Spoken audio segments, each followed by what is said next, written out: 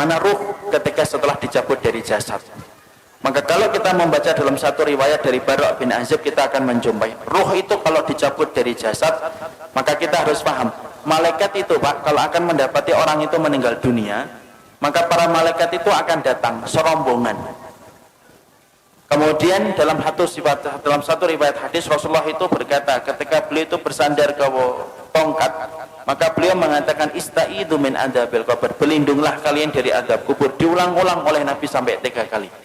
Kemudian Nabi mengatakan idza kana al-mu'min fi inqita'i minad dunya wa iqbalu minal akhirah.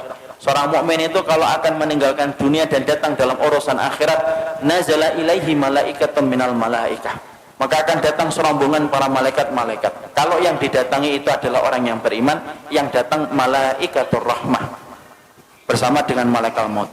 Malaikat yang mencabut nyawa, penamaan yang benar bukan malaikat Israel, tapi penamaan yang benar itu malaikat maut. Dia datang serombongan bersama dengan malaikatur rahmah. Para malaikat kemudian di mana? Fajalasu inda mudil basar. Para malaikat itu duduk sejauh mata orang itu ketika memandang.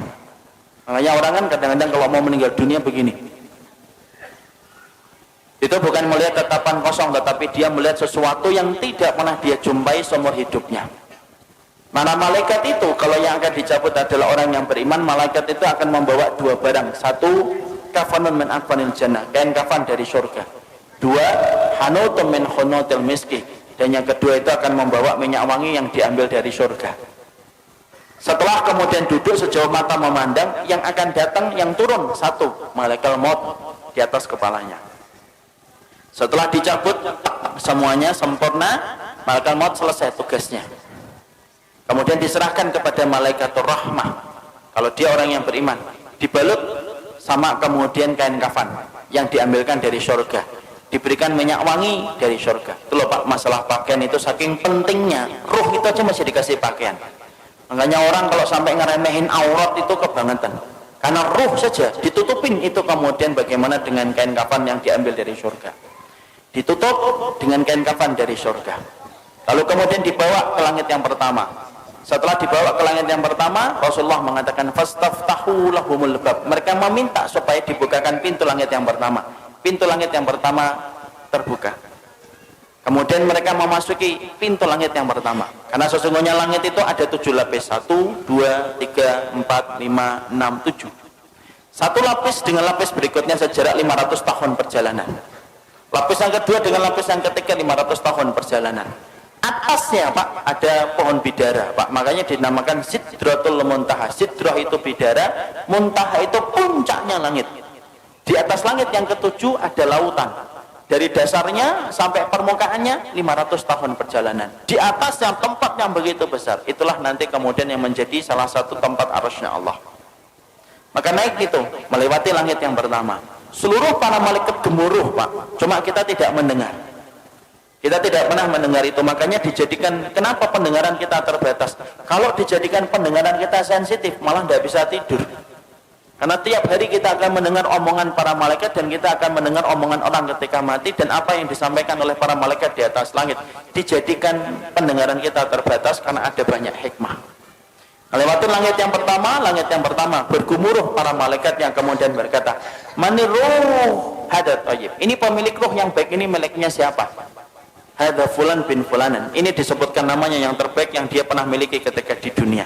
Seluruh malaikat menyambutnya.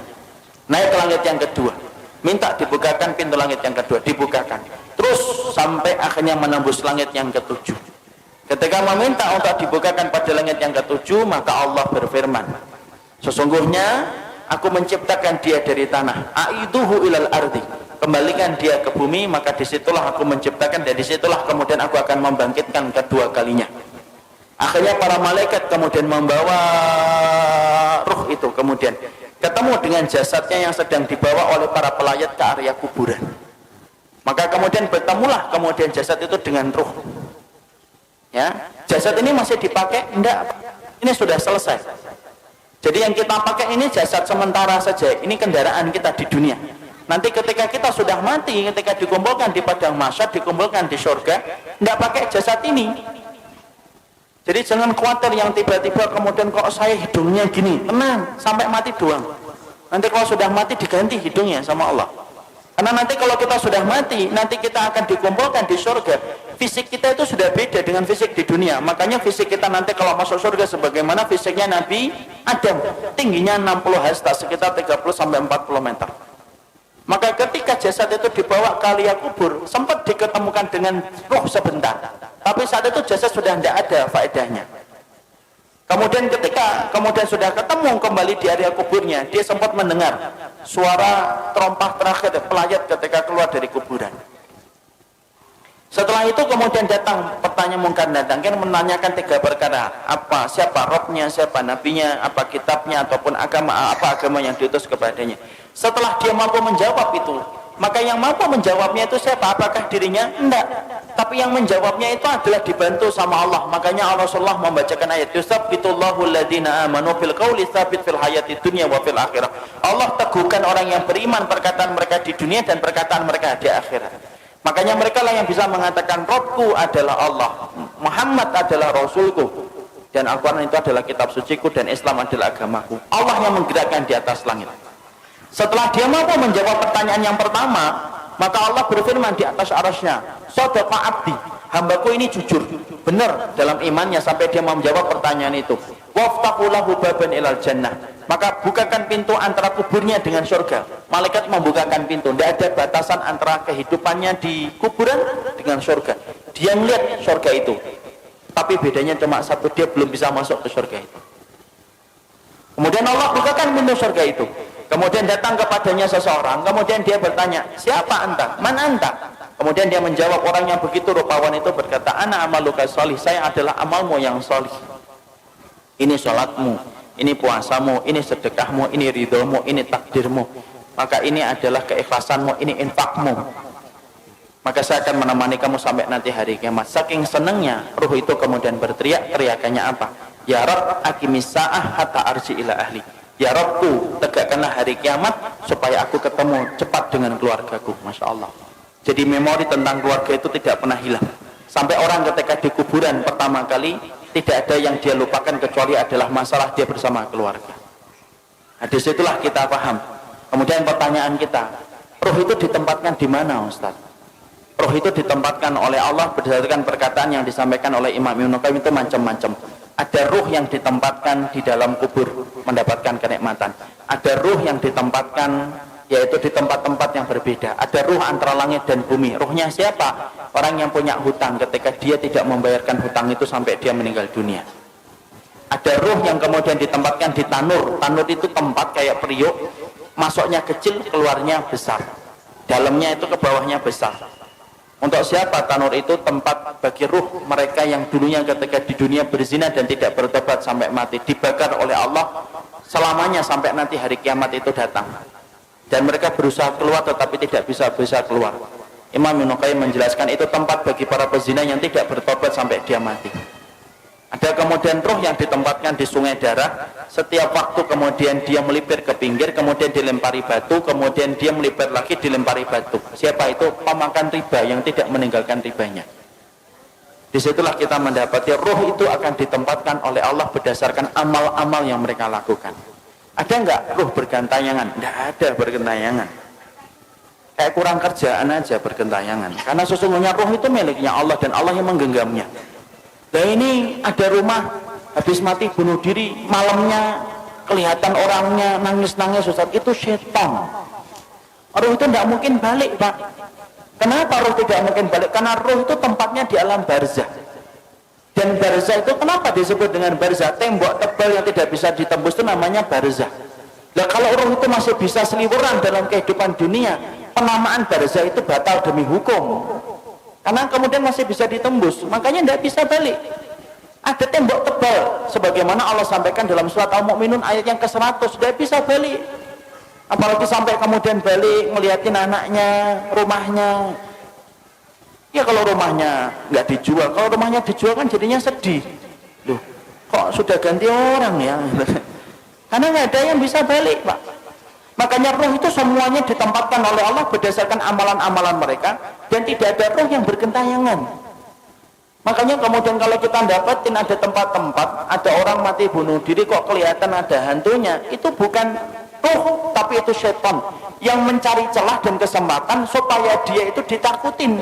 Kenapa setan itu senang untuk menakuti manusia? Karena setan tahu syirik itu mulainya pertama kali ketika takut.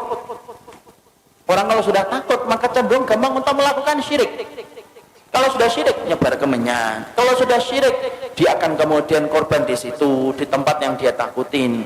Kalau sudah takut dia akan lewat sambil mengatakan, "Kula nuwun Mbah, ngapunten lewat Mbah." Lewat. Itu kemudian mulainya dari ketakutan. Makanya kemudian tidak ada ruh yang bergentayangan, itu tidak ada. Yang ada itu apa? Setan. Karena setan itu bisa berubah wujud apa saja. Anjing hitam perwujudan dari jin. Ular hitam perwujudan dari jin. Kemudian setan bisa berubah manusia, bisa. Makanya kita dapati ketika Nabi mau dibunuh, siapa yang memberikan saran mengumpulkan 10 pemuda untuk membunuh Nabi Muhammad? Itu setan dalam bentuk manusia. Karena setan itu bisa berubah apa saja, Pak. Dan dia bisa menjadi hantu untuk menakuti manusia. Tetapi roh itu tidak bisa bergentayangan. Roh itu berada pada alam barzah. Dan disebut alam barzah itu karena tidak bisa ditembus dengan apapun. Ya, nggak bisa ditembus apapun. Makanya kalau kita berbicara masalah hantu, hantu itu kan Masya Allah, hantu itu kan beda-beda kan di setiap negara dan setiap wilayah. Kalau di Amerika, hantu itu apa? Hantu itu keren, pakai jas, kemudian giginya runcing, sukanya gigit leher, enak itu. Itulah yang disebut dengan Dracula. Itu hantu Amerika. Kalau Cina beda lagi, hantunya lompat-lompat gitu. Kalau kemudian ada warna kuning berhenti dia, itu hantu Cina. Kalau Indonesia itu yang paling ini, Indonesia apa? Ngesot gitu ya.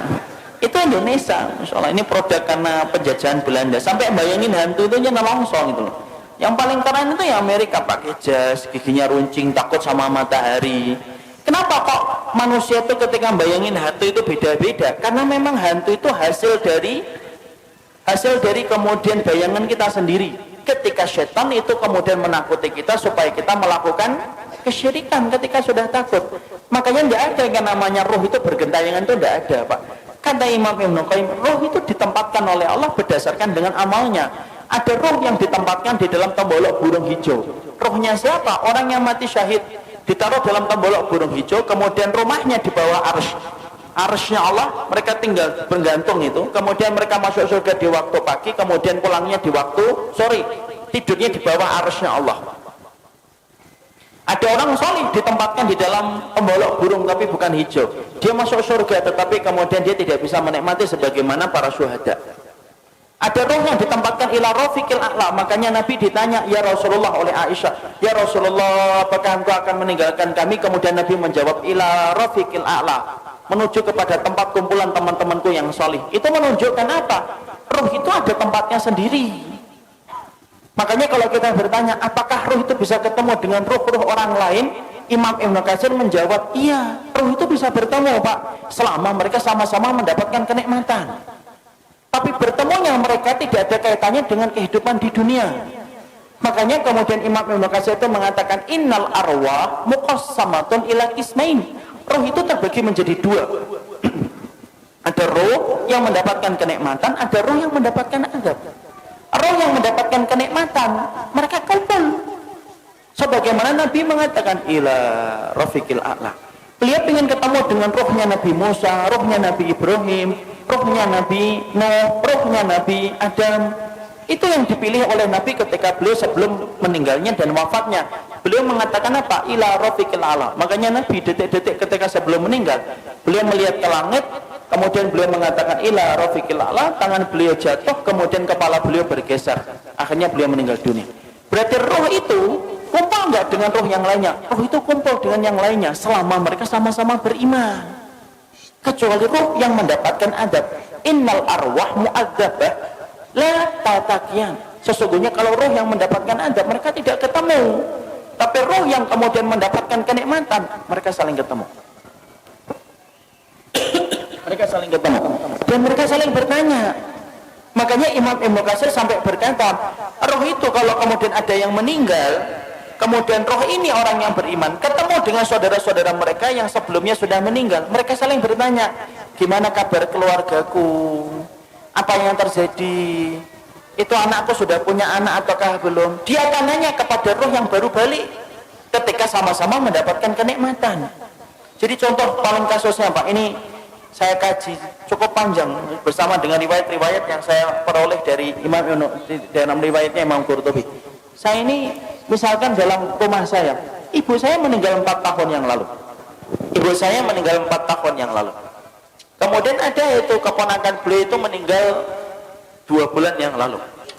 Ini kalau sama-sama beriman sebagaimana keyakinan dari Ahlussunnah, Imam Qurtubi, Imam Ibnu Qayyim, itu ibu saya insya Allah kalau beliau mendapatkan kenikmatan di alam kubur akan ketemu dengan keponakannya, sepupunya. Dan ketika mereka ketemu, mereka saling bertanya, gimana kabarnya Fulan? Gimana kabarnya Fulan? Fulan gimana? Bagaimana desa di sana sekarang? Kenapa mereka bertanya tentang keadaan keluarganya dan keadaan kampungnya? Karena mereka sudah terputus kabarnya dari kehidupan di dunia. Makanya inilah yang menjadikan kita akhirnya memahami, ternyata roh itu, dia itu ada yang mendapatkan kenikmatan, dan di antara kenikmatan itu akan dipertemukan dengan roh-roh yang beriman. Sebagaimana kita nanti dalam di urusan akhiratnya di surga, kita akan dipertemukan dengan teman-teman kita yang dulu menemani kita dalam kebaikan ketika berada di surga. Sama, roh pun sama, Pak. Jadi di sini kita paham tidak ada roh bergentayangan, tapi roh itu mereka akan mendapatkan tempat yang disebut dengan tempat barzah. Disebut tempat itu barzah karena tidak bisa ditembus dengan apapun, dan roh yang mendapatkan kenikmatan saling bertemu dengan roh-roh orang yang beriman yang juga mendapatkan kenikmatan. Jadi misalkan di sini di Tangmangu ini, kalau ada yang sudah meninggal gitu, kalau yang meninggalnya baik, ternyata di kuburan dia mendapatkan kenikmatan, ada saudaranya juga yang meninggal lebih dulu kemudian mendapatkan kenikmatan, itu saling ketemu. Itu saling ketemu deh. Dan itu mudah bagi Allah. Makanya Imam Ibnu Katsir itu menyampaikan itu mudah bagi Allah, karena itu merupakan bagian dari kenikmatan yang Allah berikan sebelum mereka menunggu urusan akhirat ketika kiamat ditegakkan oleh Allah. Nah itulah yang menjadikan akhirnya Masya Allah ya, sedemikian masalah roh itu.